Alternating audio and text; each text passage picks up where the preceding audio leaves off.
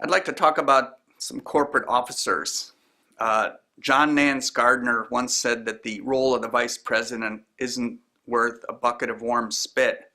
I don't know how you could have a bucket of warm spit because it would take so long to fill the bucket. It's kind of an interesting mental picture, but what I want to concentrate here is not the vice president of your association, who really has no role generally except to step in the event of the death or resignation or removal of the president, but the secretary.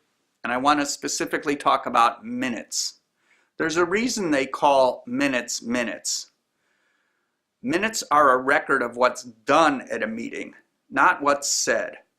So lots of people who are secretaries sit there and write furiously. Mr. Jones said this, and Mr. Brown said this, and Mr. Green said this, and record everything that was said.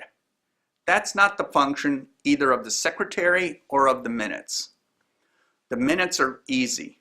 They're a record of what's done at the meeting. The meeting was called to order at 7 p.m. The president announced a quorum was present. The following directors were there, and maybe the homeowners were there. The minutes of the meeting of blank were read and approved. A motion was made to approve whatever was on the agenda. After discussion, the motion passed. And of course you go into it.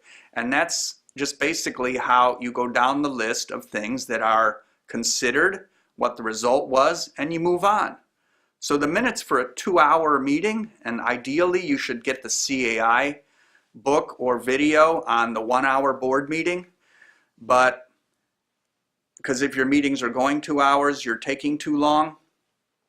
But the minutes for any board meeting can be easily fit on one page.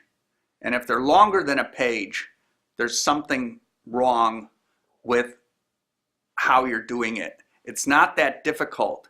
Remember the KISS principle. Keep it simple.